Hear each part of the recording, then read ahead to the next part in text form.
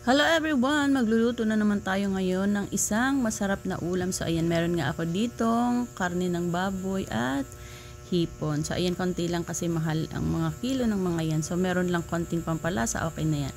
At syempre ito yung mga sangkap na aking gagamitin. Yan. Meron din tayo ditong gata sa ayan, maraming gata yan. So, pag nagugulay talaga ako, gusto ko yung nagagata kasi gusto ko talaga maraming gata. Ayokong tinitipid sa gata yung mga gulay na niluluto ko. At syempre ito na nga yung ating laing na lulutuin ngayon. Yan yung mga dahon ng laing. Sinama ko rin yung mga tangkay niya kasi masarap din yan. Yung iba hindi nila sinasama yan. Pero ako sinasama ko yan dahil masarap din yan isama sa ating gulay. So ito na nga, ginisa ko na yung mga sangkaps, sinama ko na rin yung karne. So yan, gigisa muna natin yan bago natin lagyan ng gata. Dapat maluto muna ng konti yung karne bago natin lagay yung gata. At ito na nga, tuyo na, medyo luto na yung karne natin, kaya lalagay na natin yung gata. So yan, o diba maraming gata talaga yan. Kasi maraming gata nga yan dahil marami din yung gulay na aking lulutuin para hindi siya tipid sa gata. So yan, halo-haluin lang natin yan. Kasi yung gata, kailangan habang pinapakulo natin yan, dapat haluin natin yan. Kasi pag nagbuo-buo yan, hindi siya maganda. Dapat habang kumukulo, haluin natin bago natin lalagay yung mga gulay.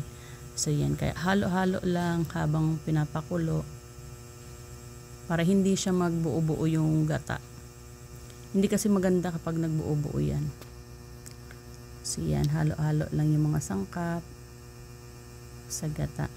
So ito na nga at kumukulo na, kaya lalagay na natin yung gulay. So unahin natin yung mga tangkay. Yan ang lagay natin sa ilalim. Kasi itong gulay na to, hindi to kailangang haluin ng haluin kapag niluluto. Hayaan lang natin siya na maluto, ganyan.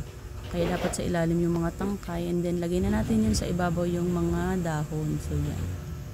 So maano na lang yan.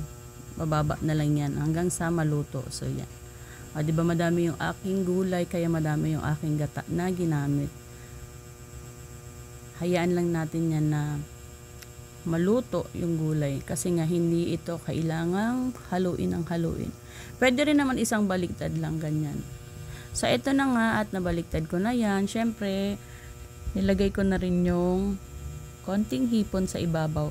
Bago naman natin ilagay yung pinakaunang gata. So yun, ganyan ako magluto ng gulay. Luto na yung ating gulay. Konti na rin yung unang gata na nilagay natin. Kaya ngayon, ayan, nilagay ko na rin yung pampalasa. At syempre, lalagay na rin natin yung unang gata. So yan.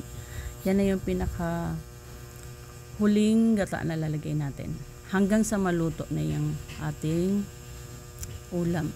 So yan ang aking version ng ginataang laing. Yan, hayaan lang natin yan kumulo, hindi na kailangang haluin pa ng haluin kasi maluluto na yan.